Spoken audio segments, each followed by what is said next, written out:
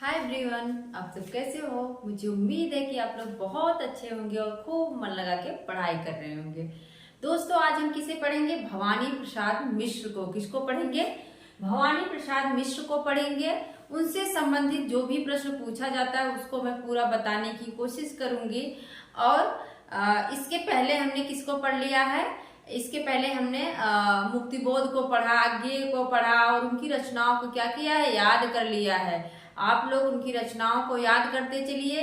रचनाओं को लेके समस्या होती है कि कैसे याद करें, तो इसीलिए तो मैं क्या करती हूँ, ट्रिक के माध्यम से रचनाओं को याद करा देती हूँ। बाकी चीजें तो पढ़ने से याद हो जाती हैं, लेकिन रचनाएं क्या होता है, पढ़ने से नहीं याद होती हैं, भूल जाती हैं। तो उन्हीं को क्या करते हैं, हम लोग क्या करते हैं, ट्रिक के माध्यम से याद करते हैं।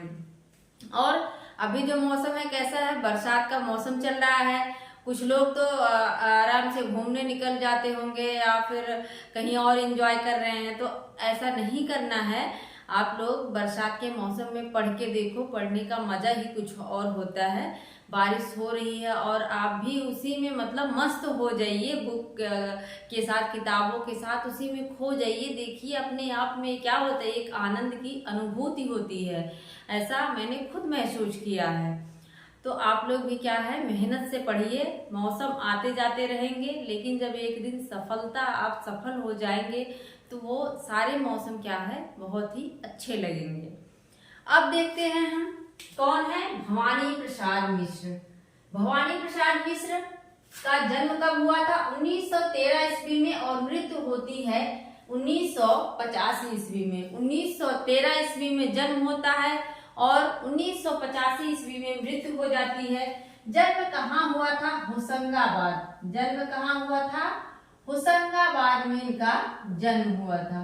और एक चीज पूछा जाता है कि भवानी प्रसाद मिश्र किस सप्तक के अंतर्गत आते हैं?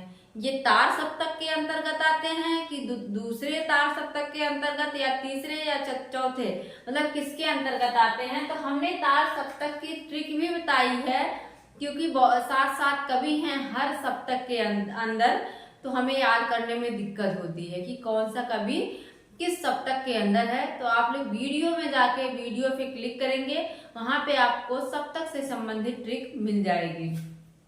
भवानी प्रसाद मिश्र कौन से सप्तक के अंतर्गत आते हैं? ये दूसरा सप्तक है उसके अंतर्गत आते हैं। और इनका जन्म कहाँ हुआ था मैंने बता ही दिया, 1913 में, मृत्यु 1985 में। और होशंगाबाद में दूसरा सप्तक में इनका क्या है, स्थान इनको मिला है। इन्हें क्या कहा जाता है? कविता का गांधी। इन्हें क्या कहा जाता है? कविता का गांधी कहा जाता है। और कहा किसने है? उदय प्रकाश, एक कहानीकार है, कहानी भी इन्होंने लिखा है, उदय प्रकाश। इन्होंने क्या कहा है? इनको कविता का गांधी कहा है। लेकिन ये क्या कहते हैं, खुद को क्या कहते हैं? खुद से अपने आप को क्या कहते हैं? मैं गांधी का बेटा हूँ, ना कि कविता का गांधी हूँ। इन्हें क्या कहा जाता है? सहजता का कवि कहा जाता है। इनकी कविताएं कैसी हैं? बहुत ही सहजपूर्ण हैं। आप सतपुड़ा के जंगल पढ़ोगे, गीत फरोश पढ़ोगे, इन सारी रचनाओं में क्या है, बहुत ही सहजता से अपनी बातों को रखा गया है। इसके बाद अब रचनाओं को क्या करेंगे, हम याद करेंगे। ये काव्य संग्रह हैं और कुछ चर्चित कविताएं हैं जिनको हम याद करते हैं।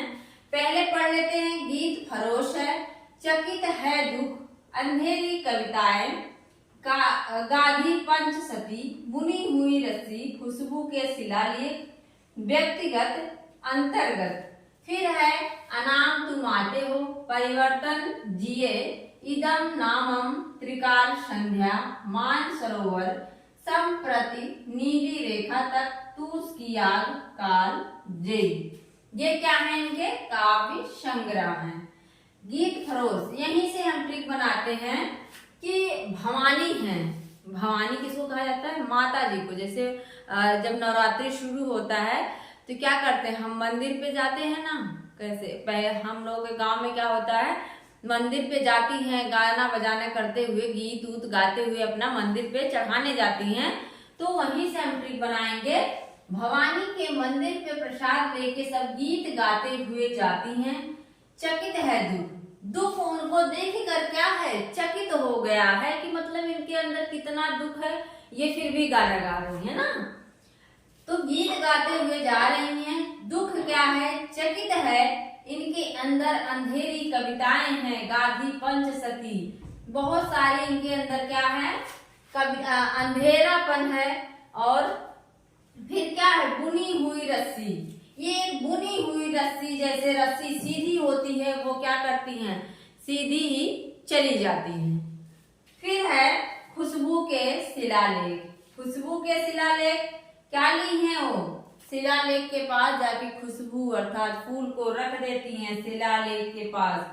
कौन है, व्यक्तिगत अंतर्गत, व्यक्तिगत रूप से जाके, भले ही साथ में जाएं सब लोग, लेकिन क्या करती हैं, एक एक जाके अपना पैर छूती हैं, व्यक्तिगत रूप से जाके पैर छूती हैं और अपने अंतर्गत, अपना जो मन, अपने अंदर जो समाया हुआ दुख है उसको वो लोग कहती हैं। फिर से देखते हैं, भवानी के पास प्रसाद लेके गीत गाते हुए जा रहे हैं। दुख क्या है, चकित है, उनके अंदर एक अंधेरा है, गाधी पंचसती की तरह वो बुनी हुई रस्सी की तरह सीधे चली जाती हैं और एक खुशबू के शिलालेख के पास रुकती हैं और व्यक्तिगत रूप से अंतर्मन में वो क्या होता है, वो चढ़ाती हैं। अब हम देखते हैं 9 नंबर पे जो रचना है, अनाम तुम आते हो परिवर्तन जिए। अब यहाँ से क्या होता है, जब उन्होंने चढ़ा दिया, अपना व्यक्तिगत रूप से कह दिया, तो अनाम तुम आते हो, फिर क्या होता है, वो लोग तुम आते हो कहते हैं कि चलो अब तुम चलो, चलते हैं, परिवर्तन जिए। अब हमारी जिंदगी में क्या होगा, परिवर्तन होगा, हम परिवर्तित होकर जिएंगे। इदम नामम, हम लोग अपने बारे में सोचेंगे, नामम, दूसरों के बारे में नहीं सोचेंगे, अपने बारे में सोचेंगे। नामम, मम मतलब अपने बारे में सोचेंगे। त्रिकाल संध्या, वो लोग फिर घर पहुंचती हैं, संध्या हो जाती, त्रिकाल संध्या। मान सरोवर दिन, फिर क्या होता है, उनका मान सम्मान बढ़ जाता है, मान सरोवर मतलब मान सम्मान बढ़ जाता है, उनको संपत्ति मिलती है, उनकी नीली रेखा जो होती है वो तूष की आग की तरह काल में जल जाती है। फिर से देखो, अनाम वहां से आती हैं, कहती हैं कि चलो अब चलते हैं, परिवर्तन, हमारे जीवन में परिवर्तन होगा। इदम नामम, अब हम अपने लिए जिएंगे। और वो लोग त्रिकाल संध्या तक घर पहुंचती हैं, उनका मान सम्मान होता है, संपत्ति मिलती है और फिर नीली रेखा की तरह उनका क्या होता है, नीली रेखा की तरह उनके सभी दुख जल जाते हैं, तो उसकी आग में जल जाते हैं और क्या होता है, वो विजयी हो जाती हैं, मतलब कालजयी हो जाती हैं।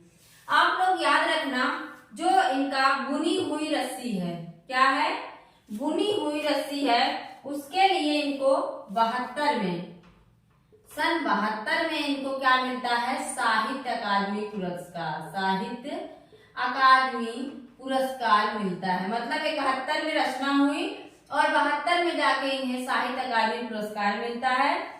और कालजयी का क्या है, पूछ लेगा कौन सा ये क्या है, खंड काव्य है कि प्रबंध काव्य है, तो आप लोग याद रखना, काल सबको क्या कर देता है, खंड खंड कर देता है। तो काल जो है वो, काल से कोई नहीं बच पाता, तो काल सबको क्या कर देता है, खंड खंड कर देता है, मतलब एक खंड काव्य है। अब हम कविताओं को याद कर लेते हैं, भवानी से ही याद करेंगे। भवानी के यहाँ क्या है, कमल का फूल लेके जाते हैं, सतपुड़ा के जंगल में मंदिर है, मतलब कमल का फूल लेके जा रहे हैं सतपुड़ा के जंगल में, वाड़ी में दीनता है और टूटने का सुख है, गीत भी गाते हैं। गीत का मैंने आप लोगों को बता ही दिया है। फिर से देखो, भवानी के यहाँ जाते हैं कमल का फूल लेके, सतपुड़ा के जंगल में उनका मंदिर है, वाड़ी में दीनता होती है और टूटने का सुख भी बताते हैं, फिर गीत गाते हुए चले आते हैं। यही हमारी क्या है, ट्रिक है। आप लोग इस तरह से रचनाओं को याद कर सकते हैं।